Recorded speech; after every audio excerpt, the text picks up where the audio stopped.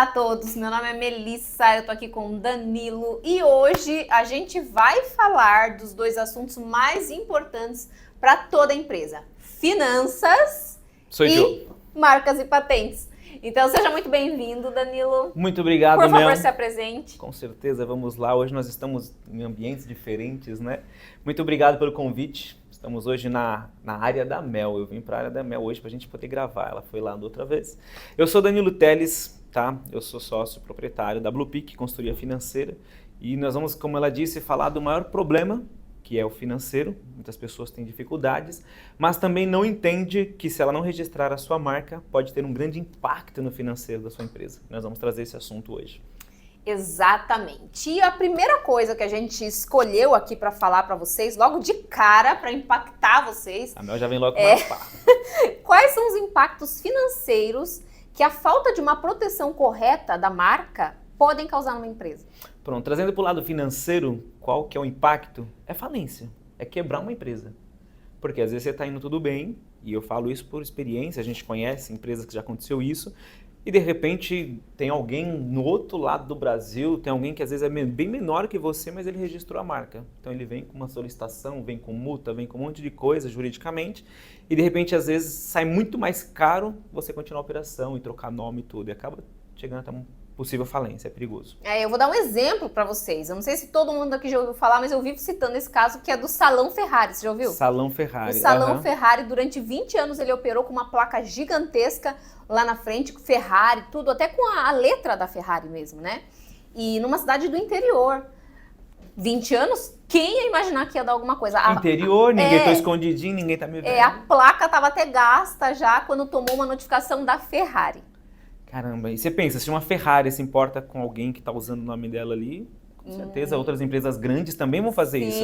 Né? O McDonald's, tem um restaurante que eu já vi que o cara é McDonald's, tipo, mas ele usa o M, então uma hora o McDonald's pode ser que chegue nesse cara. E as pessoas se perguntam, uma curiosidade para vocês, como que essas empresas grandes encontram pessoas tão pequenininhas? Gente, redes sociais. Quanto mais você divulga seu negócio nas redes sociais, eu queria que você comentasse um pouco disso. Quanto mais você divulga seus negócios nas redes sociais, quanto de dinheiro você gasta? Isso aí é finanças, eu tô jogando tudo pro Danilo aqui. Quanto que você gasta por mês? Você tem ali o escrito, quanto você gasta por mês com marketing, propaganda, tudo isso. E quanto mais você gasta dinheiro para que o seu cliente te encontre, maior a chance do seu concorrente te encontrar também. Então comenta um pouquinho isso, Danilo. E muitas das vezes nem é o que você gasta num tráfego, né? Porque vamos lá, primeiro o assunto é quanto que eu gasto hoje no marketing. Quando a gente fala para o marketing, é trazer para uma rede social, tanto para as redes sociais Instagram, Facebook, essas coisas, do próprio LinkedIn, mas também no Google, essas coisas. Então quanto que eu gasto? Eu tenho que ter o meu indicador de ROI, quanto que está me retornando em cima daquele investimento que eu estou fazendo. Explica o que é ROI. ROI é retorno sobre o investimento. Por exemplo, quando você adquire ou compra alguma coisa, quanto tempo, o time ali que ele vai poder, aquele dinheiro vai voltar para você. É simples, palavra simples. Quanto tempo aquele dinheiro voltou para você, né? E vai começar a te dar lucro. Então o ROI, por exemplo, de uma franquia é 18 meses para se pagar. Então você sabe que depois de 18 meses, aquele dinheiro já voltou para você. Mais ou menos, sendo rápido, é isso. Então, assim, quando você vai para a rede social, investe, você tem que ter isso daí. Você tem que ter o indicador do CAC, que é o custo de aquisição de cliente. Né? Quanto que me custou esse cliente? Você tem que chegar nesse número. Porque senão daqui a pouco você tá, um exemplo, tá? Você fala assim, pô, investi 20 mil num tráfego, né? E me trouxe 50 mil de faturamento. E o cara acha que ele está na lucratividade. Só que muitas das vezes não, porque já custou 20 mil. Só que ele vendeu 50, só que desses 50 aqui não pagou ele. Quanto que deixou de lucro para ele? Às vezes deixou 10. Ele ainda está no negativo 10 mil. Então tem que entender essa parte de tráfego. Mas trazendo esse adendo, a gente pode falar mais sobre... Vamos falar mais sobre esses indicadores necessários para que você, o empresário, consiga olhar para os números dele. Né? Tem um outro assunto bem importante. Hoje a rede social tem muita linha do meme. E trazendo essa para o exemplo do McDonald's, vira um meme. Eu mesmo, eu tenho isso como aqui porque eu já vi. Então assim, muitas das vezes a pessoa passa, enxerga, vai lá e faz um post, fala, tipo, McDonald's zoando, virando um meme. Viraliza, milhões de visualizações, vai acontecer o quê? Vai cair na mesa do marketing do cara do McDonald's. E ele vai falar, peraí, o cara tá usando nosso M, a nossa letra, o cara tá usando isso. Aí vai cair aqui marcas e patentes. Vai cair aqui. E aí a gente tem um pepino para descascar. Que muitas das vezes, aí já chega tarde. Chega tarde, Porque assim, você já vai tomar um prejuízo, não tem mais como a Mel resolver, porque ainda mais uma empresa grande que tem todo o registro, patente da marca, tem tudo lá, registro da marca, não tem mais como resolver muitas das vezes. Aí o seu negócio pode estar correndo perigo. O que a gente pode negociar, no caso do Ferrari, que teve que pagar 50 mil reais para a Ferrari, é prazo de pagamento, mas você vai ter que pagar. Mas ele conseguiu ficar com o nome ou simplesmente? Não, ele tem que tirar, teve que tirar e refazer tudo, uma nova identidade visual, nova placa, novo... Além da multa e o gasto que ele teve. Exatamente. E tirar da mente das pessoas. Porque às vezes a pessoa conhecia o seu negócio pelo nome. Ali, né? Exatamente. Então, o que acontece é que não é só um prejuízo financeiro, é um prejuízo de imagem, de reputação. Né, você perde clientes. Eu mesmo, vou dar um exemplo que eu sempre dou. Tinha uma doceria, eu sou formiga, né? Você falou essa daí. Eu tinha uma doceria na rua de casa e assim, era quase na frente de casa e eu vivia lá. E assim, era o melhor doce que eu já tinha comido na minha vida. Sabe aquele doce que não é doce, é bem cremoso? Nossa, uma delícia, um monte de variedade. E aí eu sempre ia lá, sempre ia lá, sempre ia lá. Daqui a pouco eu passei lá, fechou, não tava mais. Aí fui procurar na internet e não achei. Foi a vida te dando um sinal pra parar de comer doce. E aí eu não achava, não tinha medo de achar. Daí eu passei numa avenida um pouco distante de casa, aí eu vi a placa, aí é que eu me toquei que era a mesma doceria, só que eles tinham mudado o nome, eles tinham mudado redes sociais, eles tinham mudado tudo. E inclusive no WhatsApp, eles tinham alterado o nome. Então não tinha como achar pelo mesmo nome. Mudaram tudo. Então, assim, quando você altera o nome da sua empresa, você não prejudica só financeiramente, reputação, você perde cliente. E você falando de nome, o nome ele é totalmente importante no valuation da sua empresa, ou seja, o quanto vale a sua empresa. Né? O valuation é o quanto vale, e ele é totalmente importante. Às vezes, um estudo, que nós conversamos algumas vezes, chega a valer 30% da empresa, o nome dela. A marca, né? Porque existem dois tipos de avaliação de empresa. Sim. Existe a avaliação da empresa, né? Ali toda a parte física da empresa e tudo isso. E a gente tem a avaliação da marca, são duas coisas diferentes. Então, quando você faz a avaliação da empresa, eu vou dar um exemplo da Apple, que é a mais conhecida, que chegou a valer 1 trilhão. A marca dela vale muito. Só a marca vale $1 trilhão, fora todo o patrimônio físico que eles têm, né? Então, muitas vezes a marca, ela vale muito mais do que o patrimônio físico. Então, essa avaliação de marca, quando você trabalha muito bem a sua marca, você tem ali uma vantagem e você pode usar para várias coisas, inclusive até mesmo para você usar como garantia, de repente, no empréstimo, uma marca. Você sabia disso? Que a sua marca você pode usar como garantia de um empréstimo, porque se ela tem um valor, o banco acaba te emprestando aquela grana para você fazer investimento dentro da sua operação, usando sua marca como garantia. É interessante. Porque se você não pagar, ele toma a sua marca. É interessante, né? Caramba, interessante. Quando eu soube disso, foi um dos motivos que eu até fiz a parte de rebrand. Eu fiz isso, mas fui migrando, fui informando o cliente, fui informando tudo. Sim. Por quê? Porque é um outro assunto que eu acho também assim, se o nome, por exemplo, Mel Quevedo, mas nós temos a Horus. A Horus é a empresa que registra marcas, patentes, faz todo o processo, e é a Horus que tem que crescer e cada vez o valor está maior. Sim. Só que se a gente põe a cara da Mel, como que a gente vai vender a Mel? Não dá para vender a Mel. Então, se a Mel sai, automaticamente você perde o valor da sua empresa. Né? Então, estou vendendo a Mel. Não tem como, estou vendendo a Horus, por exemplo, se você fosse vender. Mesma coisa, eu estou vendendo a Blue Peak, não estou vendendo o Danilo, estou vendendo a Blue Peak. Então, por isso que a marca tem uma grande necessidade que você registre, guarde ela, né? Faça todo o processo certinho, porque ela vai valer. Se um dia você pensar em fazer uma equity, alguma coisa assim. Isso, exatamente.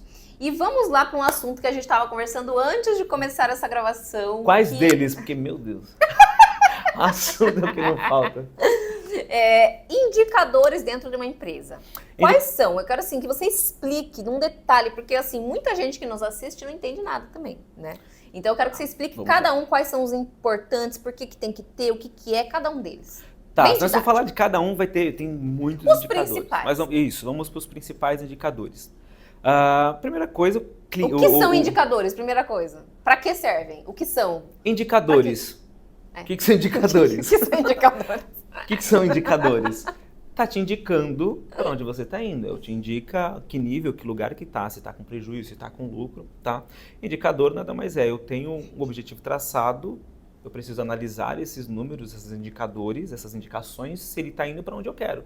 Se eu tenho uma empresa que fatura 100, eu quero chegar a 500, eu tenho que fazer o quê? Enxergar o meu faturamento e começar a analisar, é um indicador. para onde eu estou indo. Se eu faturo 100, de repente eu faturei 90, quer dizer que eu comecei, o meu indicador está me dizendo o quê? Você faturou menos e nós precisamos crescer. Então, o indicador é te direcionando o que você está, aonde você, as tomadas de decisões. Principais indicadores, o próprio faturamento é um indicador, quanto que eu estou faturando, mas aí um dos principais que eu gosto de analisar é a margem de contribuição.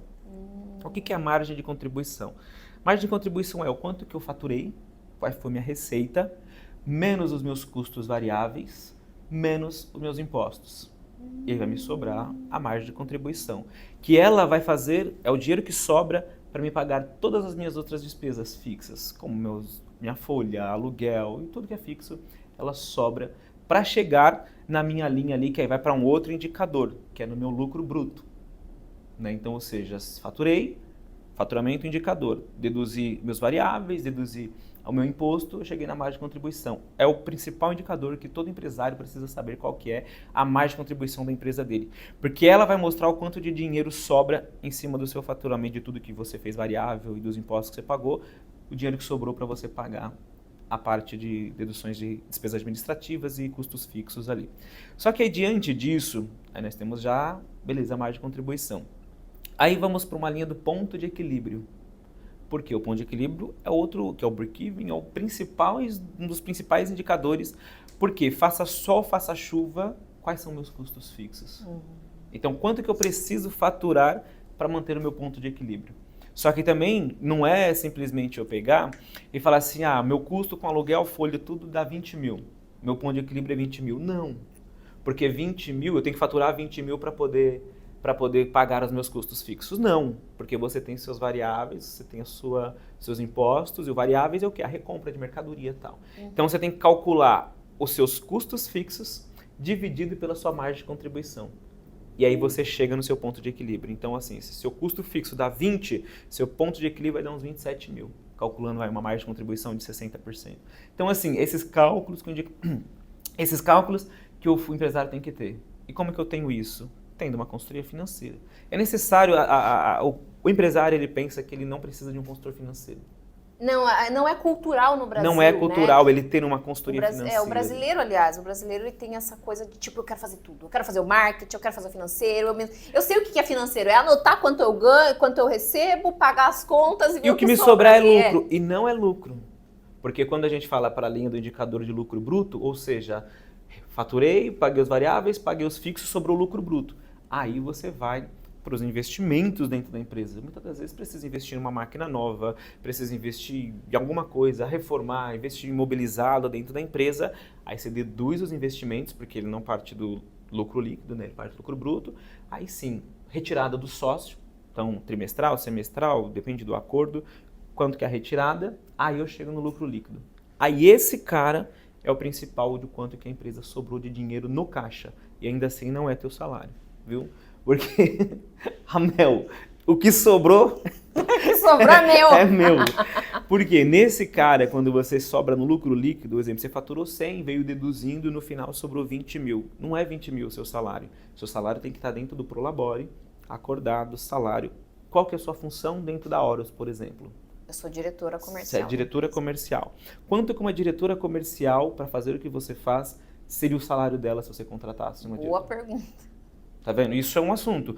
A função que você exerce dentro da tua empresa, é necessário que você saiba qual que é a remuneração dessa pessoa. Olha, gente, isso é muito importante. Se você fosse contratar uma diretora, quanto que você pagaria para ela?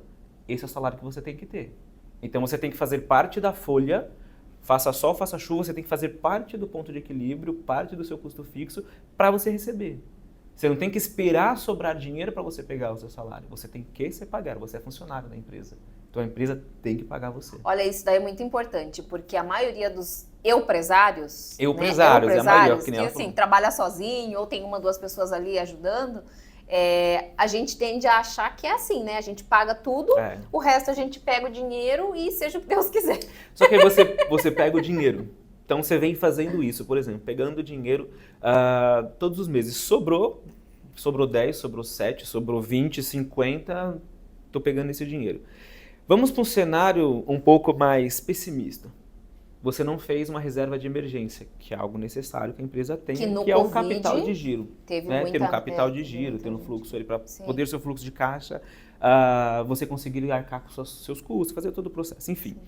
Então, de repente, gerou um problema como uma Covid. Teve uma pandemia, uma epidemia, ou teve um... Porque a gente tem que fazer uma análise SWOT das empresas. Forças e fraquezas. Sim. O que está no meu controle e quais são as forças que não estão no meu controle. Pode ser coisas externas, clima, pandemia, terremoto, Sul, né? enchente. Tudo isso pode acontecer e impactar o seu negócio. Eu tenho um cliente em São Paulo que ele tem um cliente no Rio Grande do Sul. Ele é fornecedor para um cara no Rio Grande do Sul. O que aconteceu? Automaticamente o cara não teve mais grana para pagar porque parou todo o fluxo, parou as vendas, parou tudo. E agora que ele conseguiu ir erguendo de novo ali, então estava até essa semana lá no cliente e a gente viu o cara ligou e falou assim, não, ó, eu vou começar a pagar aquilo atrasado, vou parcelar. Então assim, mas o que eu quero dizer? Não tinha uma reserva de emergência. Então se todo o dinheiro que sobra no final do mês, teoricamente sobra, a lucratividade da empresa, você saca achando que é seu e não faz um investimento, não guarda isso, não põe num CDB, uma renda fixa, algo para que esse dinheiro amanhã, se você precisa para uma emergência, você possa sacar isso, o que vai acontecer? Você quebra. Você quebra. Se você não quebrar, que é difícil, isso tal, mas o que acontece? Aí você vai para a linha de empréstimos. Cheque especial, cobrando 15% ao mês, você vai para a linha de empréstimo, às vezes que é uma renda, uma taxa de juros menor, e mesmo assim você vai pagar o quê? 3%, 3,5% de juros, às vezes um pouco menos, pega uma linha do governo, mas ou seja, você pega um empréstimo, e aí de repente uma parcela que não estava no seu radar, não estava planejado no seu planejamento, começa a entrar uma parcela de pagamento de empréstimo. E aí, às vezes, você vai uma sobre a outra, você não consegue pagar uma, daí não consegue pagar duas, e às vezes fica devendo muito mais, aí, né? E aí, automaticamente, o cara começa a fazer o quê? Deixa de pagar imposto para pagar o banco, que é melhor. Só que aí começa a acumular imposto. Eu conheço empresário, o cara fala, eu vou pagar imposto. É ruim pra caramba pagar imposto. Não é bom, gente. Não é bom. Quando você olha que chega o DAS para pagar dia 20, no caso do Simples Nacional, você chega lá o DAS dia 20 para pagar. Você olha assim e fala, meu... Porque a gente não vê retorno, né, desse dinheiro. Infelizmente, a gente não vê. Porque assim, ó, tem empresas que pagam 60 mil, 90 mil. Tem um cliente que paga 90 mil, 110 mil por mês no imposto. Tanto que assim, já vai trazendo esse adendo, vai uma dica, tá? Se você é empresário, está pagando mais de 50 mil de impostos, né? Você está pagando mais de 50 mil, já começa a analisar se você está num Simples Nacional. Com certeza vale a gente fazer uma análise se não vale você ir para o lucro real presumido. Porque quando a gente vai para o lucro real e presumido, cara, vamos ter várias deduções que com certeza só na mudança a gente consiga reduzir esses impostos.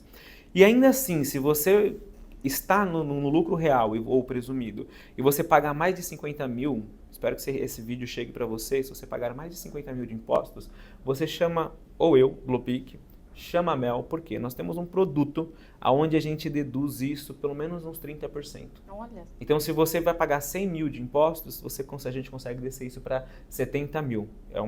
E totalmente legalizado, homologado pela Receita Federal, tudo certinho, a gente consegue descer. Se você paga 50, a gente consegue descer para uns 35%.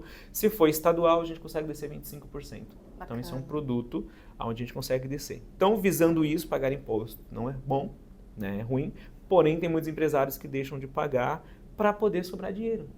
Senão não tem condições, Senão ele não consegue pagar a folha, ele não consegue pagar. O Brasil é inóspito para empresários, né? Então, se a gente não tem uma organização financeira muito boa, a empresa realmente não consegue ir para frente. Por isso que a maioria quebra em até 5 anos, né? 60%, salvo erro, 60% dos CNPJs que abrem, em menos de 5 anos eles fecham. Sim, é uma e às vezes não fecha, simplesmente quebrou, o cara não tem dinheiro nem para fechar. Não tem dinheiro nem para fechar o CNPJ.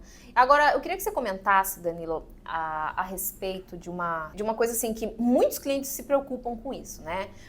Quando o cliente chega pra gente na Horus, ele faz a busca da marca, ele já fica meio assim de ter que pagar a busca, né? R$350 a busca da marca. Gente, explica um pouquinho, você vai fazer uma pergunta e eu vou te retornar um pouco. Isso. Explica um pouquinho o que é essa busca e para que serve. Vamos lá. Quando você quer registrar uma marca, né, a primeira coisa que a gente tem que fazer é uma análise de registrabilidade dessa marca. Por quê?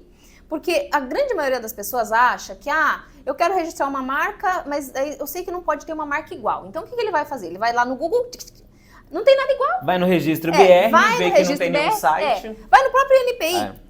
a marca é exatamente igual. Só que, gente, existe uma lei, a lei de marcas, a lei 9279, ela tem 23 itens lá impeditivos do registro de marca.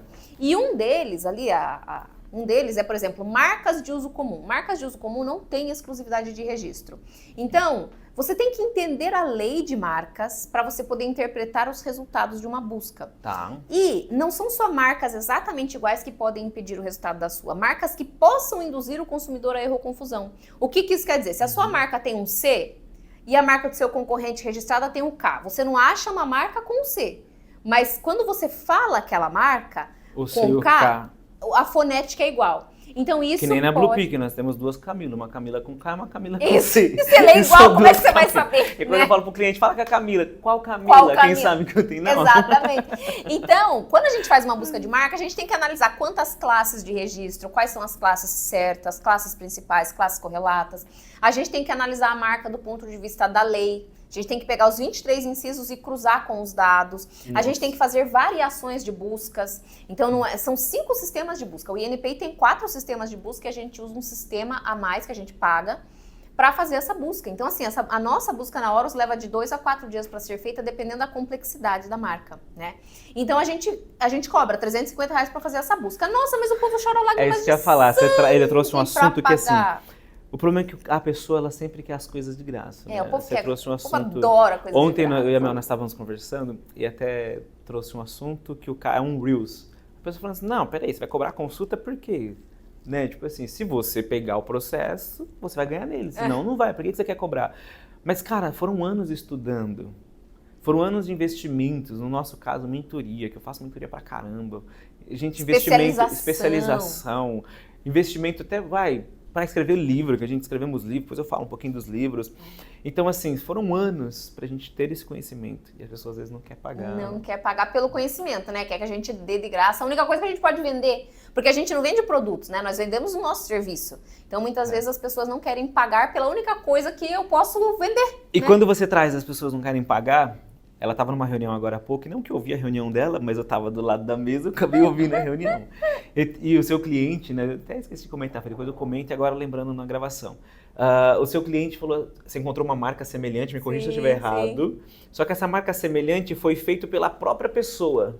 Na classe errada. Ela falou assim, para que eu vou pagar uma marca de patentes, para que eu vou pagar um financeiro, para que eu vou pagar uma pessoa, se eu mesmo posso ir lá e fazer? Fez errado. Só que aí ela encontrou o cliente, a marca do cliente, e encontrou um concorrente, não sei se ele faz o mesmo produto, não sei, mas com o mesmo semelhante o nome. Sim, o nome igual. Só que assim, ela falou, quando a gente sobe para poder registrar, tô ficando bom em marcas e patentes, já tô vendendo seu produto. Quando a gente sobe para registrar, tem 30 dias para o concorrente poder ir lá e falar assim, tipo, dá uma bloqueada, dá uma, sim, né, uma rateada, uma oposição. Isso, fazer oposição. Só que essa mulher, ela não vai nem saber que essa oposição tem oportunidade. Por quê? Porque ela não contratou uma empresa. Ela foi lá, registrou a marca dela e bum. O que vai acontecer? A Mel, dito que é fera, na Horus, ela vai fazer o quê? Ela vai registrar a marca desse cliente. Essa oposição nunca vai acontecer. Ela vai subir a marca do cliente e pronto. Ela vai acabar derrubando outra empresa porque ela não sabe monitorar. Então, eis a importância de você ter profissionais do seu lado que faça o trabalho e não querer fazer sozinho. Exatamente. E aí, finalizando, né, o raciocínio da pergunta, a grande dor hoje em dia dos clientes, eu vou colocar dor entre aspas, porque eu sei que não é uma dor, porque eu entendo que todos os gastos que a gente tem na nossa vida, eles são por prioridade. Então, tem pessoas, por exemplo, que falam que pagar R$150 numa academia é caro todo mês, ou R$200 num crossfit que seja. Nossa, que caro esse crossfit. Crossfit é caro. Crossfit não dá. Mas, pra sentar no restaurante e pagar R$200 no restaurante, como vai? Momento de descontração. Crossfit. Você vai no crossfit, o cara fala pra você, vai correr na rua. Não é só isso, não. Eu faço crossfit, eu sei que é. Eu saio todo dia de manhã pra levar minha filha pra escola, às 7 horas da manhã. Eu passo na frente do crossfit e tá a pessoa pra lá e pra cá na rua correndo. Não, eu falei, o cara paga pra ficar correndo na rua. Não, tem muito mais. Eu vou levar você fazer uma aula experimental. Misericórdia. Não. Muito mais. É os memes do crossfit, tem muito meme do crossfit. Aí outro dia eu não tava correndo, mas os caras tava com um pedaço de cabo de vassoura, fazendo não sei o que lá, assim, tipo, eu falei, não dá, eu não pago crossfit. Mas paga o japonês, duzentão no japonês paga. Japonês é peixe é saudável, é proteína. Então, gente, indo para essa linha de pensamento, né? O que é caro, o que é barato? Gente, um iPhone, 6, 10 mil reais que as pessoas compram. Ah, mas eu quero registrar minha marca, que é menos da metade, às vezes, desse valor. Ah, tá caro. A pessoa tem essa opção, acha que é caro. As pessoas acham que é caro. E aí eu queria que você comentasse como que, o ideal, né? Porque eu entendo que quando você vai abrir uma empresa, ou quando você já tem uma empresa, você tem que ter ali os custos, por exemplo, custo com marketing, custo com jurídico, custo com financeiro. O custo com a marca, ele precisa estar ali nesse fluxo de contas, né? E você para fazer a precificação, porque muitas pessoas às vezes estão precificando errado os seus serviços ou seus produtos. Pior problema, vamos falar de precificação. Porque eles não sabem calcular o quanto eles investem na empresa para poder cobrir todos esses custos, né? Então, quando você fala de registrar marca, dá a impressão de que a pessoa vai tirar do bolso dela para pagar, e não é. Todos os custos que você tem com a sua empresa, você tem que repassar para o seu cliente, né? Exatamente. Então, fala um pouquinho pra gente desse conceito e como que as pessoas têm que se organizar para que elas não fiquem mais chorando para fazer serviços essenciais, porque precisa de um consultor financeiro. Como é que você bota isso no seu fluxo para que você consiga pagar? Como é que funciona isso? Nós temos um problema muito grande, que o consultor financeiro, o registro de marca, qualquer nível de consultoria, muitas das vezes, ele, se ocorre, ele vai ocorrer muitas das vezes lá na frente já da operação, rodando. E o consultor financeiro, na maioria das vezes, ele é acionado quando o cara está devendo milhões. Ele chega e me ajuda. E muitas das vezes a gente não consegue ajudar. Infelizmente, não dá. Tem vezes que não consegue. Você chega em cliente devendo 12 milhões. Só que o cara não tem mais grana, não tem mais nada. E aí, às vezes, você cria estratégia. Tem estratégia? Tem, tá? Só que aí, assim, é dor de barriga. Tipo, o cara vai ter que aguentar, porque aí você tem que entrar com jurídico para revisional de juros, aí você tem que vir no financeiro, fazer corte, redução, tem que começar a fazer um monte de mudança. É pagável. Toda dívida é pagável. Eu costumo dizer, e eu aprendi isso, que enquanto o problema for dinheiro, a gente corre atrás e resolve. A partir do momento que o dinheiro não consegue comprar para resolver o problema, não consegue ser solução para o problema, aí é complicado. Aí é um problema Quando a gente vai para uma linha de uma doença, ou uma linha de alguma coisa que o dinheiro não resolve, é problema. Mas enquanto o dinheiro é problema, não é problema. O dinheiro a gente corre atrás. O dinheiro a gente faz venda, a gente vai fazer o negócio acontecer, corta custo, faturou menos hoje, a gente vai tentar achar estratégia para faturar mais. Então, assim, dinheiro a gente corre atrás.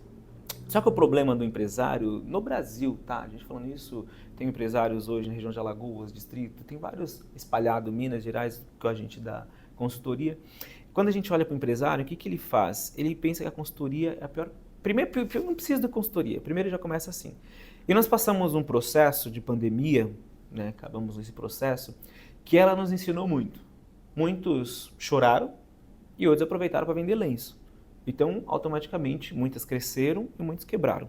Só que também nesses que muitos quebraram, muitas pessoas foram mandadas embora, perderam seus empregos, perderam muita coisa, e acabou pegando a grana que tinha e montando os negócios. E nós estamos falando agora de 2 anos pós-pandemia, né? 2022, aí 3, 4, assim, 3 anos agora vai para pós-pandemia, começa um monte de empresa a quebrar. Que está dentro daquele período de 5 anos iniciais, né? Começa um monte de gente que já quebraram, outras ainda vão quebrar entre esse ano que vem. Quebrar por quê? Por falta de gestão e falta de entender os números. Então, se começasse certo, eu digo sempre isso, tudo que começa certo, dá certo. E tem uma frase de um amigo nosso, mentor meu, que ele fala assim, nem tudo que tá certo, nem tudo que deu certo, tá certo. Pode ter dado certo, mas não tá certo, cara. Você deu a sorte que o negócio deu certo. Então é melhor corrigir logo antes que o negócio der errado. Então, assim, se deu certo, não é que tá certo. Rodrigo Calegari que fala isso. Conheço. Então, assim, diante disso, se na base, se no início mesmo você começar certo, a probabilidade de você dar certo é muito grande. Se você começa errado, vai dar errado. Quando a gente fala dar certo, é o quê? É entender que eu tenho uma marca que eu estou montando, eu preciso registrar ela. Porque a hora que o meu negócio der certo, certeza que alguém vai olhar para o seu negócio. Quando você cresce, quando você não dá fruto, ninguém vai fazer nada. Só que você começa a tomar pedrada quando a árvore começa a dar fruto.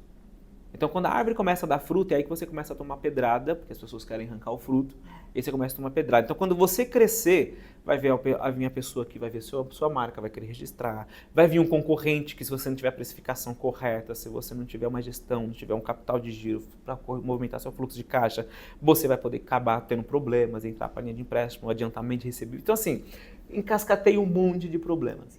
Então, qual a vantagem de você começar o seu negócio tendo uma consultoria financeira? é você fazer um planejamento. Porque você está partindo do OBZ, o que é? O orçamento base zero. Você está partindo do zero. Então, assim, você não sabe ainda quanto você vai vender.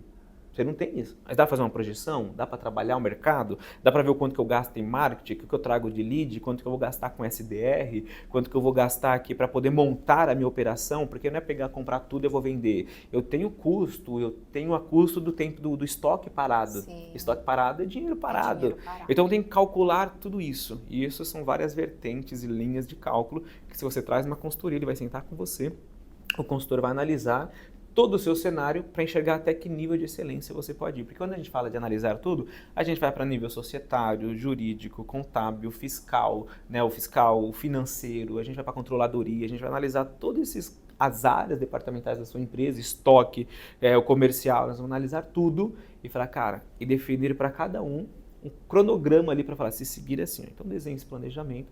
Então por isso que seria o melhor cenário, né, Mel? Se as pessoas pensassem assim, começasse o negócio, enxergasse já todos os pontos que ela precisa fazer. Mas o eu empreendedor, ele não enxerga. Porque ele vem no aquecer do negócio. Eu vou montar, vou virar rico, que todo mundo pensa. Todo mundo monta empresa achando querendo que ficar rico. E a gente quer deixa ficar eu te rico. contar. Vamos contar uma novidade. Quem vai contar? Não falando de crossfit de novo. Porque vocês querem que eu conte a má notícia, gente? Pra ficar rico, é assim, eu ainda não sou rica nós somos financeiramente, mas mentalmente, não, sabe? Financeira, eu falo pra gente, nós somos. Porque assim, gente, graças mesmo, a Deus, isso é verdade. né? Graças a Deus, o que nós vivemos, o que nós estamos, nós somos ricos. Sim, Estamos aqui hoje porque nós somos... Não, a pessoa pensa que riqueza é só o monetário. É só o dinheiro, né? Existem e vários níveis, network, amizade, negócios que nós estamos fazendo. Conhecimento, né? A capacidade de ajudar outras pessoas, de levar conhecimento para outras pessoas, porque isso é uma riqueza gigante. E eu digo também até, às vezes, muitas vezes financeiramente. Se você olhar hoje, se eu não me engano, 68%, 70% da população ganha no máximo até 3 salários mínimos. Gente, assim, é uma situação de necessidade. Nós estamos vivendo, que nem hoje, gravando isso daqui, tá mó guerra comercial. Sim. Não sei se você está por dentro disso. A gente não tá vendo notícia ruim no momento. Assim, tá uma guerra comercial, por quê? Porque o Trump aplicou uma taxa na China, a China replicou falando que ia aplicar uma outra taxa nos Estados Unidos, ele replicou e falou, então eu aplico outra em você, ou seja, as taxações entre Estados Unidos e China chegou a 104% até onde? De um dia para o outro, assim, uma briga para lá e para cá. Gente. 104%, estava até ontem, a hora que eu vi a taxação. Uau. Então o produto custava 10, virou 20. Simplesmente então, dobrou de preço, assim. Periféricos que são usados para poder fazer o celular, materiais são usados para eletrônicos, tudo isso que a China manda para os Estados Unidos foi taxado e tudo coisas que... Ou seja, isso impacta na onde? Vai impactar na gente. Porque as bolsas caíram, tudo caíram. E o que acontece? A inflação do Brasil hoje, a gente conversando, está lá em cima. Então, com essa inflação, eu estimo que ela chega a 15,75%, 16% esse ano ainda. Então, assim, a inflação ela vai subindo. O que acontece? A gente perde poder de compra. Não é que o dinheiro perde valor. R$100 continua sendo R$100. Só que você não consegue comprar as mesmas coisas com os próprios R$100. Isso. Então, você que trabalha com finanças, conta aí pra gente que isso é o tema quente do momento, né? Como você viver num cenário onde a inflação está galopante dessa maneira? Quais são as ferramentas, as táticas, o que a população tem que fazer, principalmente no âmbito empresarial, para sobreviver a esse período turbulento? É igual você falou, né? As pessoas perderam o poder de compra. Estão perdendo o poder de compra. Então, uma pessoa que ganhava R$5.000, hoje em dia é como se ela ganhasse o quê? 2,5, 3? 2 mil reais. Uma pessoa que ganha, nossa, você ganha R$10.000, cara, que dinheiro. Meu, R$10.000 é como se você ganhasse 5, vai. Então, assim, é muito... A qualidade de vida das pessoas está caindo cada vez mais porque o poder de compra está diminuindo. Começa a fazer o quê? Começa a descer as pessoas de classe A+, viram pessoas de classe A começam a descer para B+, começa a descer as classes das pessoas. Isso. E aumentar o nível de pobreza dentro do país. Geral no país. Geral no país. Como você se proteger disso? Como você se planejar? Quais são as ferramentas que a gente poderia usar? Quando a gente vem para a linha do âmbito empresarial, o empresário tem que analisar todo esse cenário, ele está sempre tentando um passo à frente do problema quando a gente fala inflacionário. E o que é isso? Precisa enxergar sempre a sua precificação. Não é algo que você colocou um preço e ele tem que agora ser ad eterno, escrito na pedra, não posso aumentar. Cara, automaticamente você começa a ter que repassar isso. Então, se você vai repassar isso, automaticamente o seu a sua matéria-prima, quem produz, lá começa a vir efeito cascata, todo mundo vem repassando e você tem que repassar. Eu tenho um cliente que ele é gráfica, comprava o metro vinílico, o metro do adesivo ali linear, pagava R$6,30, R$6,50 mais ou menos. Hoje você não encontra por menos de R$12. Nossa, Só que simplesmente você dobrou. Só que você não consegue passar isso 100% na ponta. Então aí você vai fazer o quê? Estratégias de redução de imposto, estratégias para poder reduzir custos, automatizar processo. Isso me lembra, gente, dos chocolates. Os Kinder chocolates eram de um tamanho assim nossa. e custava, sei lá, 10. Aí agora eles são assim, ó, e custa 10, 11, entendeu? Tipo, é o mesmo preço, mas eles diminuíram o tamanho do negócio. As estratégias que algumas empresas usam é um pouco isso. De 300 gramas por 270 no mesmo preço. Só que reduziu a quantidade do produto para conseguir manter. Sim. Porque se ela mantém a mesma coisa, ela tem que repassar o preço. E como faz isso com serviço? Porque muita gente é prestador de serviço aqui, que tá vendo a gente e tal, assim, marketing, publicidade e tal. E assim, quando você precifica produto, é mais fácil, porque você tem tudo, tem o produto, né? Você joga a margem desejada, você põe comissão, você põe tudo, impostos, põe tudo, você chega de calcular. Como é que você calcula serviço? Tá, a precificação ela é essencial dentro de qualquer negócio. Se você não entender o seu preço e não saber precificar, você vai trocar moeda no final. Isso eu falo porque nós estamos dentro de um cliente, quando a gente fez entramos lá, já chegou com a bomba estourada, cara faturando muito, mas não tinha grana devendo para tudo, a gente foi ver, ele estava trocando moeda no momento da precificação. Então quando é para produto, você precisa entender, cara, não é algo difícil de você entender, você precisa entender o seu negócio. Por isso não cai de gaiato, fala, pô, eu sou serviço, daqui a pouco eu vou lá e vou decidir, falar, vou vender cadeira. Não sei nem onde compra, onde que faz, então vou cair por gaiato e querer vender. Entenda o negócio primeiro que você quer fazer. Quando a gente vem para a linha de precificação de serviço, você tem que calcular as suas horas. Quantas horas eu vou dedicar naquele serviço? Qual que é o salário seu desejado? Por exemplo, uma forma mais fácil de se entender, vamos lá. Se você tem um escritório, você vende serviços como nós, temos escritório que vendemos consultoria financeira, ela tem um escritório que vende o serviço de registro de marcas e patentes. Como que você vai para essa linha? Qual que é o custo fixo do meu escritório? Tem aluguel, tem água, tem luz, tem consumos, uso e consumo lá dentro, variável, mas assim eu sei uma média de quanto que eu gasto. Então, você temos isso. Meu escritório me custa, por exemplo, R$6.000 para manter ele ativo. R$6.000 é o meu escritório. Então, desses R$6.000, eu divido ele mais ou menos 168 horas trabalhadas no mês, segunda a sexta. 168 horas vai me dar X valor. Então, eu já sei que ali eu preciso só para manter por dia, cada hora do meu dia, tem que adicionar aquilo. O escritório me custa tanto por cada hora do dia. E aí eu vou para dentro de um cliente, quantas horas eu vou estar dentro do cliente? Vou dedicar para ele 4 horas no mês, 8 horas no mês? Qual que é? A gente vai para o salário. Eu quero ganhar quanto? R$10.000 para fazer meu salário. Então você começa a dividir todos esses fatores e você vai chegar num número onde você usar de variável, né? O seu parâmetro ali, o número de parâmetro. Então falando, cara, se o meu escritório custa R$10 por hora para ele estar ativo, eu quero a minha hora, R$250 minha hora, então no mínimo são R$260 já. Tá? Aí eu adiciono mais uma margem, mas aí no final eu quero deixar de lucratividade no escritório, na operação, 30%. Então, digamos assim, R$300 me custou, com mais 30%, 390. Então, eu vou vender a minha hora de serviço por R$390, onde vai arcar com todos esses compromissos. Só que por isso que eu tenho que vender para todas as horas, porque eu estou dividindo em 168 horas, então tem que ter 168 horas de operação. E como que eu aumento isso? Eu tenho 168 horas. Mas o meu escritório tem que ter 1.000 horas produtivas, 2.000 horas para me deixar a lucratividade, para fazer eu ficar, o dinheiro, né, crescer, render, ter lucratividade na empresa, é onde a gente vai para a linha de delegar. Tá? Mas automaticamente delega, a gente aumenta a folha. Aumentou a folha, eu tenho que recalcular tudo isso. Mais horas de serviço você vende isso, qual que é o seu custo, qual que é a lucratividade que você deseja, 30%. Você soma tudo, divide pelas horas que o escritório trabalha, você vai ter a hora do seu trabalho. Você tem da hora do seu trabalho, já com a margem desejada, você aplica isso, quantas horas você aplica dentro do cliente. Gente, vocês estão vendo, né, que ter negócio não é assim, eu vou abrir um negócio. Então, porque o que eu percebo? Muitas pessoas que estão começando o negócio agora, 2, 3, começaram há pouco tempo, não têm essa noção. Então, tudo para eles é tudo muito caro, tudo muito difícil. Então, o que eu recomendo, e eu acho que você também pensa nessa linha, você acabou de falar.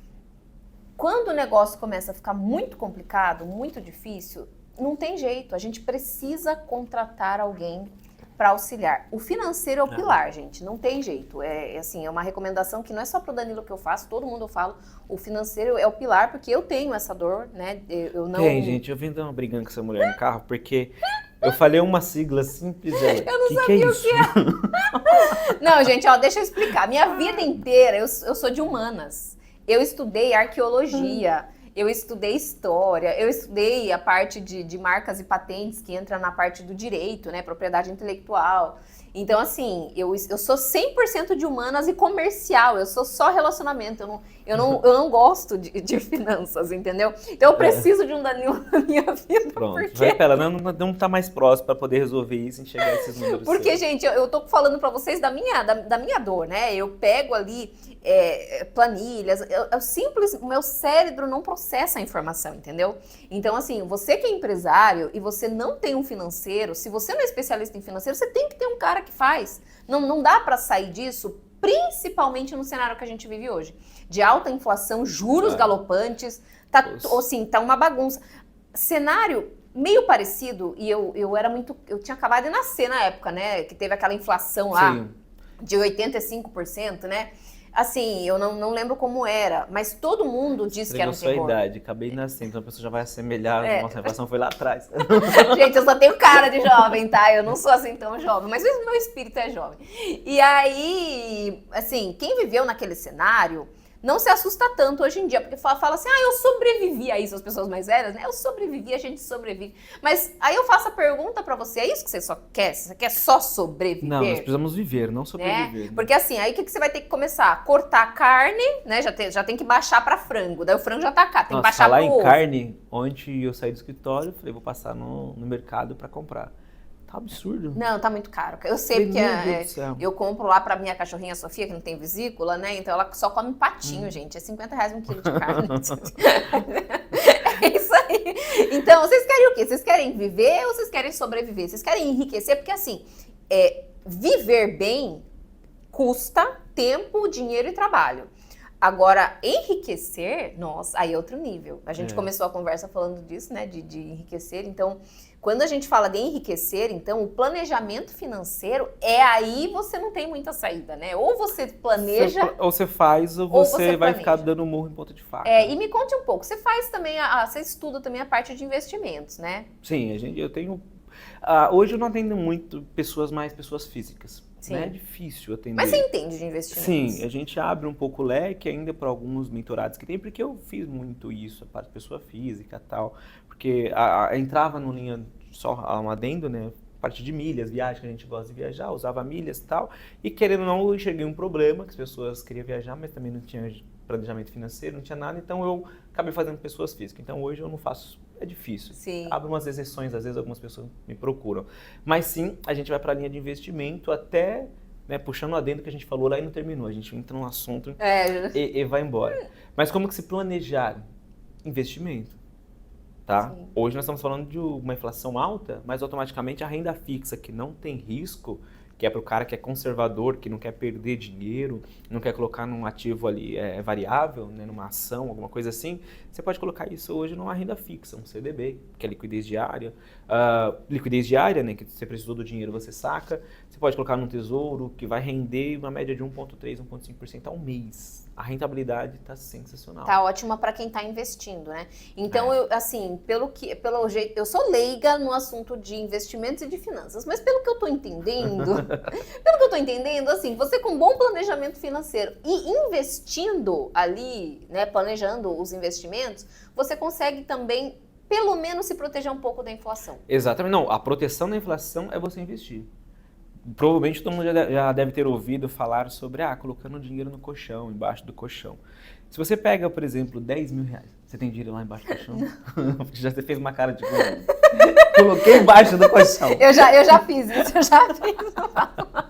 Se você coloca o dinheiro embaixo do colchão, vamos lá, você pegou R$100.000, não debaixo do colchão, mas beleza, você botou num cofre dentro da tua casa. Eu conheço um empresário que ele tem medo de uma não pandemia, mas de um The Walking Quebrar, Dead. Assim. Ele tem medo de uma catástrofe mundial e tipo, os bancos zoarem, acabarem com tudo, não ter mais dinheiro. Ele tem 150 mil reais guardado no cofre. Eu falei, meu, investe isso, vai ser 1.500 reais por mês que vai render. Não, eu perco 1.500 reais por mês, mas se acontecer alguma coisa, eu tenho 150 mil no cofre. Gente, mas aí, assim, se acontecer alguma coisa nesse nível, pra que ele vai usar dinheiro? Mas, enfim. Eu tentei botar na cabeça dele, espero que você... Vou encaminhar esse vídeo pra ele. Então, assim, e se você faz isso, tá no cofre, são 150 mil. O que vai acontecer? A inflação tá subindo. Tá perdendo o poder de compra automaticamente. Os 150 mil reais, ele já não vai mais conseguir usar para comprar o que ele comprava com 150 mil. Tá? Eu até vi ontem no store, lá, um carrossel no Instagram, que o cara chegou assim, em 2016, ele viu um apartamento que tava 160 mil. Aí, não, quando abaixar eu compro. Aí vem 2019, 2020, assim, 195. Ele, não, deve abaixar. Aí 2022, 230 mil. Aí ele, não, ano que vem abaixa. 2025, 200, sei que assim, foi pra 300 e pouco. Foi só aumentando. Aí ele, putz, se eu tivesse comprado lá, tipo assim, ou seja, é a mesma coisa, ou seja, o poder de compra. Se eu tivesse o dinheiro, o poder de compra você perde. Só que se você investe o dinheiro, o que acontece? Se você pega essa grana e você aplica ela, que nem eu falei, conservador, não precisa ser moderado, ser agressivo, querer ganhar muito e tal. Porque se você tem expertise para investir, saber a hora de entrar, a hora de sair na ação, fazer um swing trade, fazer isso daqui. Se você tem essa expertise, beleza, aporta dinheiro e faz o negócio crescer. Mas se você não tem, qualquer um hoje investe. Tá? Sendo empresário ou não empresário, qualquer pessoa hoje é possível investir. Abre uma conta numa corretora, transfere via Pix o dinheiro para lá, escolhe uma renda fixa. Atenção para você escolher, se você for criar uma reserva de emergência, o tempo de liquidez, que é quando que eu posso tirar esse dinheiro? Imediato? Ou seja, a hora que eu quiser eu tiro? Melhor cenário para reserva de emergência, no máximo D+1, D+2. Que senão você paga, você perde dinheiro, né? Você perde, não, no renda fixa você vai perder a rentabilização, o que rendeu. Mas se você não tiver liquidez e quiser tirar antes do prazo, você perde. Você perde, ainda assim, você perde. Se você colocar numa liquidez, por exemplo, um investimento, você for lá e selecionar um que é liquidez no vencimento, e o vencimento é 2030, e você tentar tirar antes, você perde mais do que você colocou lá. Mais do que você colocou. Tá? Se é liquidez diária, tá? Ainda assim ela vai ter um vencimento. Então assim, vai ser 2030, porém a liquidez diária. O que ele está dizendo para você? Você pode sacar a qualquer hora o seu dinheiro, vai pegar ainda o que rendeu, vai pagar imposto em cima do que rendeu e eu te devolvo o seu dinheiro 100%, do que você investiu, mais o que rendeu. Então, essa é a liquidez diária, né? Com vencimento para 2030. Só que acontece, se você não sacar, quando chega em 2030, ele pega tudo aquilo, com rendimento e tudo, e joga na sua conta de volta. Fala, beleza, ele venceu, agora se você quiser continuar investindo, você investe em outra coisa. Então isso é a liquidez diária com vencimento. Mas tem uma liquidez no vencimento. Ou seja, você tem que esperar até 2030 para você sacar. Por exemplo, você pegar um ativo 2030. Então, espera até 2030. Esse cenário você só faz assim, já tem minha reserva de emergência, minha empresa tem um capital de giro, tenho grana, eu estou investindo para longo prazo para me aposentar. Não vou mexer nesse dinheiro. Vou pôr para 2030, 35, 40, beleza. Aí você faz isso de comprar com liquidez no vencimento, que aí lá no vencimento ele te entrega tudo com rendimento e te devolve esse dinheiro. Legal. Então assim, quando a gente faz para isso, como se eu me blindo, como que eu faço tudo isso? É indo para a linha do investimento. Porque quando você investe, se você vai, por exemplo, pega um Tesouro Selic, ele automaticamente já vai render a Selic, que é a nossa taxa inflacionária hoje no Brasil, que tem a sexta IPCA, tá todos os indicadores ali de inflação. Então, ou seja, ela já vai render a taxa Selic e ele rende ainda mais alguma coisa, 0,0 alguma coisa lá. Então, ou seja, seu dinheiro, a Selic ela está aumentando, os preços das coisas vão aumentando, porém, como seu dinheiro está investido na Selic, seu dinheiro sobe junto, acompanha e você não perde. Por que investir numa renda fixa ou investir numa renda fixa CDB, Tesouro Direto? Por quê? Tem muita gente ainda que tem dinheiro na poupança. Até um tempo atrás o Uri tinha muito dinheiro na poupança. Tem dinheiro na poupança? Não. Não, a menos mal. Eu coloco no tesouro. Tá. Porque assim, o que acontece? A poupança, como que ela funciona? O adendo aqui serve para todo mundo, tá? Essa cláusula que nós abrimos aqui, ela serve para o empresário e para o não empresário, pessoa física, pessoa jurídica, e serve para o empresário que precisa fazer o patrimônio dele na pessoa física, né? Ele precisa, porque o cara também não vai trabalhar, não quer trabalhar, talvez ele queira morrer trabalhando, mas talvez o cara não quer, eu quero com 50 anos falar, beleza, agora eu só gerenciar os meus negócios, né? Que é outra coisa que eu já falo, a gente tem que ter vários negócios, diversificar. Uma fonte só de renda quebra o cara de repente. Então assim, o que ele tem que fazer? que acontece? Quando você protege o seu dinheiro nessa inflação, que ela vai crescendo, se você põe o dinheiro na poupança, a poupança ela acompanha a, inflação, a taxa Selic até 8,5%. Ainda assim, até 8,5%, a poupança ela paga 70% da taxa Selic. Então, se está 8%, ela paga só os 70%, 7% alguma coisa. Ela não paga a taxa Selic. Seu dinheiro já perdeu, ainda assim ele subiu junto com a poupança, mas você já está abaixo da inflação. Tá. Quando a taxa Selic ela passa de 8,5%, a poupança ela vira a chave e fala assim, te pago só 0,5%. Puta. 0,5% eu te pago. A Selic pode chegar em 20%, eu vou te pagar 0,5% ao mês.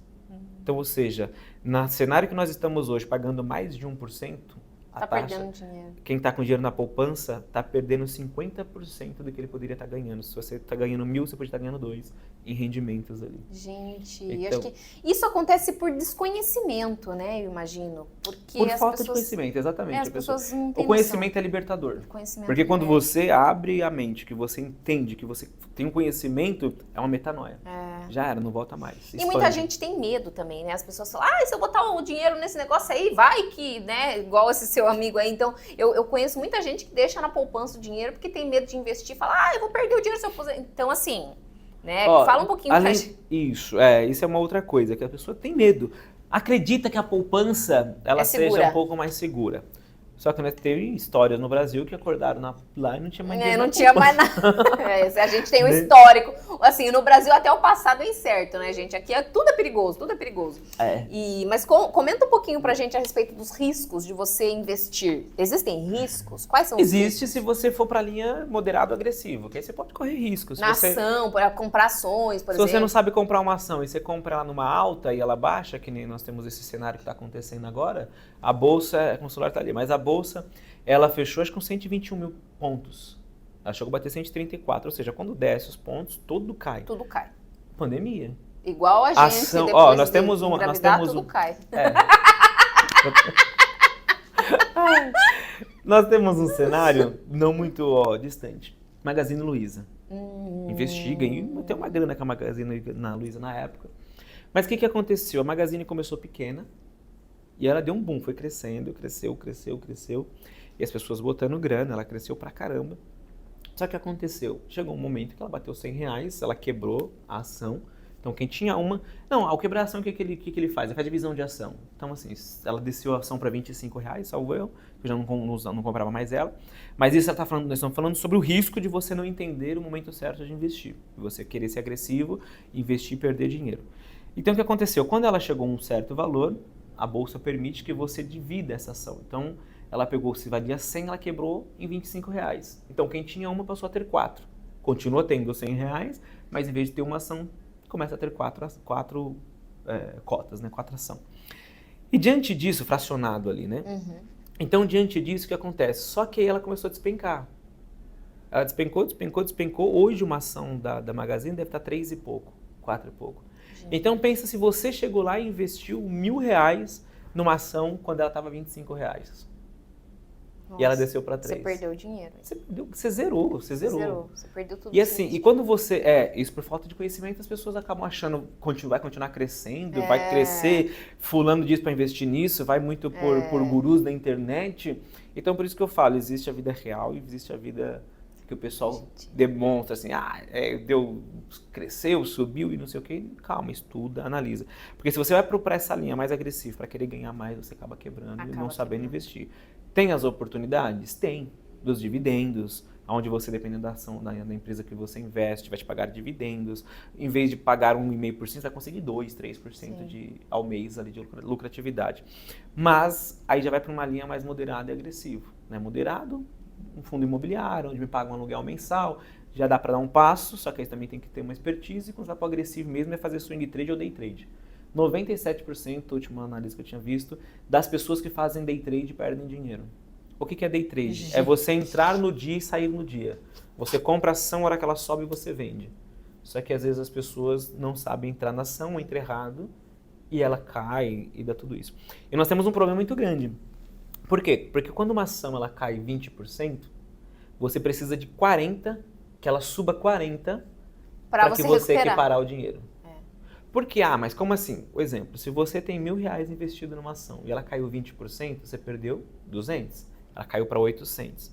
Só que quando ela vai subir, ela não vai subir em cima do 1.000, ela vai subir do 800. Então, se ela subir 20% de novo, ela vai subir R$160. Você vai ter R$960. Então, ela precisa subir 40% para você começar a ter lucro de novo. Então, tá vendo? E ela despenca 20? Despenca. No cenário da pandemia, despencou 60 ações, aí 60, 90%. Gente, o Brasil, ele tem muito essa instabilidade, né? O que eu percebo é que... Tem um cara que se ele fala uma palavra besteira aí, uma pessoa... Não, todo dia tá falando, né? Então, pronto, despenca. Enfim, mas o que eu percebo é que outros países não sofrem tanto quanto o Brasil. A gente esteve no Peru o mês passado, e a gente conversou bastante com o pessoal lá. A moeda peruana valorizou frente ao real e, assim, eles comentaram que tem sido muito estável. Então, os preços não sobem, sabe? Os preços continuam. Diferente do Brasil, que, nossa, cada dia tá aumentando. O café, eu tô quase falando pras meninas agora. Faça um vaquinha aí, Glenn. Vamos comprar um café mais barato? Lá no Peru, não. Lá no Peru tem sido estável. Então, os preços são estáveis, a vida das pessoas é estável e o salário deles é como o nosso. Acho que é equivalente a R$1.500. Mas a vida deles é muito estável. E existem muitos países no mundo, inclusive, eu estou estudando até para investir fora do Brasil. E assim, eu né, estudei, participei de algumas palestras, tudo, e verifiquei que em alguns lugares, em algumas jurisdições, né, na Europa, por exemplo, investidor internacional não paga imposto porque eles querem atrair pessoas para investir naquele lugar. E a rentabilidade é maravilhosa, eles favorecem pessoas que colocam dinheiro no país, diferente do Brasil, que hoje em dia anda punindo quem investe, né? No Brasil eles querem taxar os investimentos. Taxa um monte. Então assim, tá meio complicado aqui no Brasil, até mesmo para investir, né? Eu não lembro o número exato, não vou lembrar, eu tenho um número de cabeça aqui que eu acho que é da última vez que eu vi, mas não vou falar porque eu não tenho certeza. Sim. Mas assim, eu sei que foi um número, tipo, realmente gigantesco de investidores internacionais, pessoas, né, de outros países que saíram da Bolsa Brasileira. Saiu muito dinheiro. Foi não sei quantos bilhões que saiu do Brasil. Sim. Por causa dessa briga política e de tudo isso. E a gente perde, né? Todo mundo perde. Perde, porque assim, se automaticamente o cara é acionista da tua empresa, você tem grana para investir na empresa, em produção, você tem grana para contratação, você tem grana para poder colocar mais insumo, você tem grana para poder fazer o negócio rodar.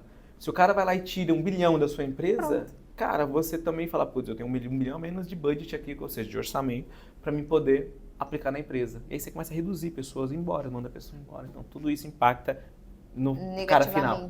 Não, a pessoa final é a gente.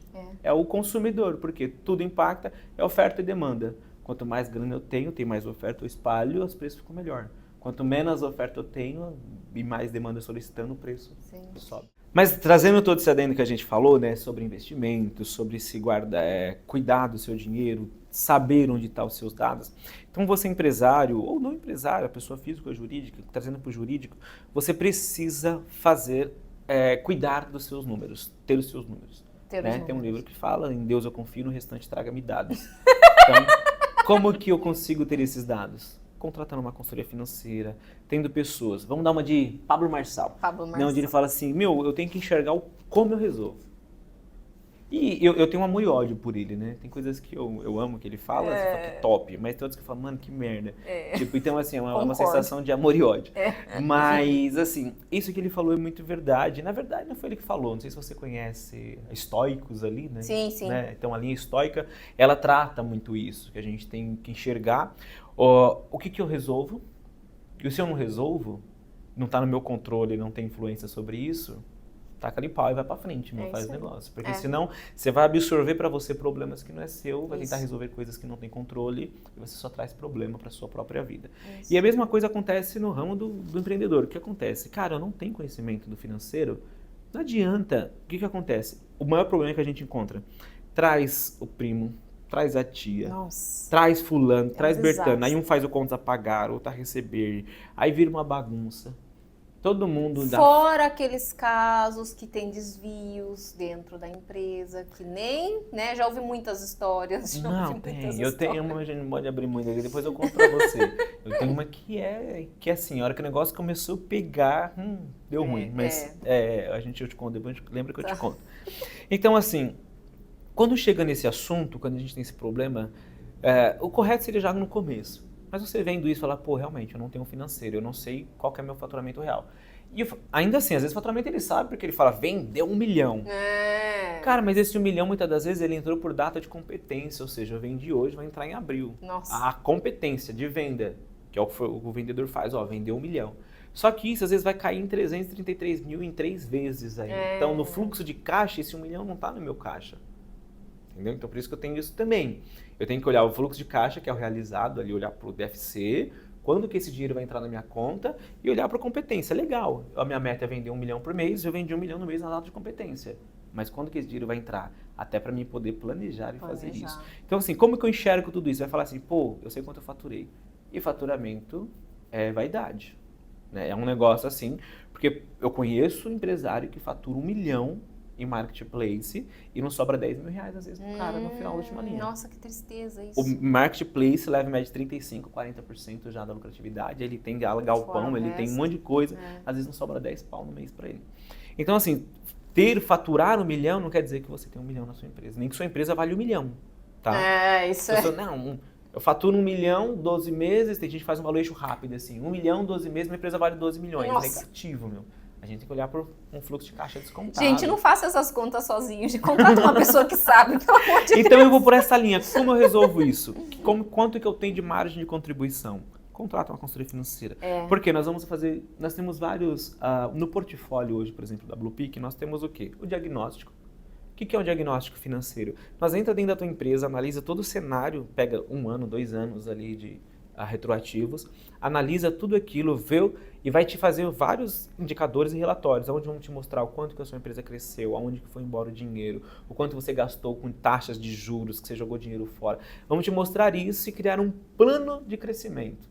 Então esse é o diagnóstico financeiro, que é um dos melhores cenários, dura uns 3 meses um projeto, precisar pelo menos enxergar o cenário, nos contrata, chama a gente, né? Se é uma reunião, uma conversa para entender. Ou seja, então você faz um diagnóstico para entender para onde a sua empresa, como ela começou e como que ela está hoje. E aí tem a linha de consultoria financeira, que é estar ali no tete a tete com o cara dentro do departamento financeiro dele, explicando para ele, falando, tem que mudar isso, analisar esses números e ajudar ele na tomada de decisão. E qual é, assim, o ideal, o tamanho ideal da empresa para contratar um serviço desses? A consultoria financeira, ela geralmente ela é um pouco mais onerosa, né? O custo dela é um pouco mais alto. Porque você está mais perto, né, da empresa ali, então você vai dedica mais horas. O consultor financeiro, ele acaba, já aconteceu situações, a gente está dentro hoje meio que como um conselheiro financeiro. Sim. Tá ali para ajudar mesmo, não investe nisso, investe naquilo e tal. Então, assim, como quanto que uma empresa precisa faturar para isso? Eu tenho empresa hoje que fatura 50 mil, 60 mil, que contrata um outro tipo de serviço. Quando a empresa fatura até 400 mil, eu aconselho ela a vir para uma linha, às vezes, de BPO financeiro. O que é o BPO financeiro? O cara não precisa ter um departamento financeiro dentro da empresa dele. Ele terceiriza isso. O que é terceirizar isso como BPO financeiro? Você contrata a empresa, consultoria financeira, né? E, por exemplo, contratou a Bluepeak, tem um departamento lá que vai tomar conta de todo o seu contas a pagar a receber. É mais barato do que você ter um departamento, mais barato, né, do que você contratar pessoas, você não corre risco trabalhista. Você não corre risco de você ter uma pessoa no financeiro e essa pessoa ficar doente, você vai ter que dar férias para depois, quem que vai cobrir isso? Eu tenho um caso que uma pessoa é uma pessoa financeira numa empresa, essa pessoa engravidou e ela precisou tirar a licença maternidade. A empresária pegou uma outra pessoa e colocou para fazer a operação. Só que quando eu entrei, já estava no final da licença maternidade dessa mulher, quando ela contratou a gente, porque ela não estava enxergando os números. A outra pessoa não tinha expertise nem experiência para isso. O que aconteceu? Bagunçou, não cobrou umas pessoas, começou a fazer um monte de coisa errada. Então, assim, o BPO financeiro é excelente para isso. Então, se você não tem um departamento, você elimina um monte de coisa. Você contrata, você vai pagar, depende do valor, tem que fazer analisar, mas esse não é alto custo. A minha empresa, ou seja, a Bluepeak, uma consultoria, ela vai cuidar do financeiro, contas a pagar, contas a receber, fluxo de caixa, relatórios semanais, quinzenais, mensais. Vai te dar todo o relatório e é meio que já BPO financeiro / consultoria, porque a gente olhando os números já vamos te direcionar, tá? Isso parte aí de 50 mil reais de uma empresa até uns 400 mil reais de faturamento. O custo médio gira em torno de 1.500 a 5 mil reais dependendo um serviço de BPO financeiro, dependendo do tamanho. Pode chegar a partir aí de média de R$ 1.500. Só que a vantagem você tem uma pessoa cuidando de todo o seu financeiro, para não esquecer o dia de pagar, para não esquecer as dívidas contas que você tem, porque senão vai para cartório e tudo. Então a gente toma conta. É um financeiro externo que toma conta dos seus números. Legal. Tá? Então, diagnóstico, consultoria e o BPO. A consultoria, geralmente ela é um pouco mais cara, né? E o diagnóstico também, só que o diagnóstico é um projeto de 3 meses. Geralmente é um projeto de 3 meses, e aí, dependendo do cenário, a gente abre a vertente, vale trazer um BPO ou vale trazer uma consultoria. A consultoria, ela é um serviço que, se a empresa fatura já 250, 300 mil, já vale, cabe uma consultoria. E como é que funciona a consultoria? Primeiro e segundo mês é levantamento de dados. Do segundo mês até o 7º, 8º ali, a gente cria o planejamento e desenha tudo o que a gente precisa reduzir, faz reduções, analisa todos os números e depois os outros últimos 2, 3 meses ali a gente começa a mudar já a projeção para o próximo ano. E aí eu terminei a consultoria? Não, a consultoria teoricamente já deveria ser um ad eterno, de Ethereum, né? Falar ad Ethereum. Então, ou seja, porque quando eu faço o planejamento aqui, eu recomeço um novo ciclo. Então tem que acompanhar a forecast ali do negócio, ou seja, 1 mais 11. Eu tenho 1 mês realizado e 11 meses projetado. Então, se o primeiro e o segundo mês deu ruim, está fora do que a gente projetou, eu tenho que ir lá e recalcular a rota. Então, por isso que o serviço da consultoria financeira ela acaba sendo. Muito bom, Danilo. Ó, e ó, assim, contratem o financeiro, né? Tem o financeiro sua marca. E registre sua marca, gente. Porque senão lá na frente nós vamos ter que mudar todo o planejamento para pagar multa. Olha, gente, ó. Depois eu vou fazer uns vídeos de cases. Eu ainda não fiz, eu fiz poucos ainda, né? Mas eu vou trazer vídeos de cases, de prejuízos financeiros e depois eu vou te mandar os links. Pronto, que a gente compartilha com os empresários. Porque, gente, assim, o prejuízo financeiro é real, né? Eu quero agradecer o Danilo. Gratidão imensa. Muito obrigada por ele vir de Santo André para Sorocaba para fazer essa gravação. Não, já virou uma ponte, Sorocaba e Santo André, Santo André e Sorocaba. Agora é isso. Obrigada, Danilo. Como que as pessoas te encontram nas redes? Tá, para me encontrar, pode procurar por daniloteles.oficial. Com 2 L's. Teles com 2 L's. E Bluepeak Consultoria, tá? Ou chama a Mel. Ou chama nós aqui da Horus Marcas e Patentes. Eu quero agradecer muito que vocês assistiram até agora. Se gostaram, deixe comentário. Pergunta, pode deixar pergunta, deixe seu like, siga os canais tanto da Bluepeak quanto da Horus Marcas e Patentes, porque aqui a gente traz bastante informação útil. Isso dá informação útil, informação assim de questão de vida ou morte para as empresas, eu diria, né? A questão de finanças e a questão das marcas. O financeiro mata. Se você não cuidar, é o problema. O financeiro... Mata literalmente. O calcanhar de Aquiles. O cara infarta. É o calcanhar de Aquiles de todas as empresas, é o financeiro. E assim, é o coração, né? Eu sempre falo, eu fico em dúvida. É vendas ou é finanças? Digamos que o coração é vendas e a finanças é o cérebro. É a via artéria, né? É isso. Finanças é a via artéria. Porque as finanças, elas irrigam todo o resto, né? Então, sem dinheiro, cara, você não faz nada, né? Você não paga água, luz, café, telefone, nada. Então, você precisa vender, mas você vende e você precisa ter alguém que administre o seu dinheiro e cuide do financeiro. Porque senão não adianta você faturar 5 milhões, 10 milhões e você não saber administrar isso. Que você e alguém que cuide da sua marca, senão você não tem o que vender. Senão depois no planejamento a gente vai ter que botar lá multa porque não contratou a Mel. Criar uma categoria, conta contábil lá. Conta contábil é onde vai o lançamento. Colocar lá, multa por não pagar a Mel. Por não ter contratado a Mel. Muito bom, gente. Obrigada por vocês terem assistido e até a próxima, então. Até a próxima. Gratidão imensa. Tchau, tchau.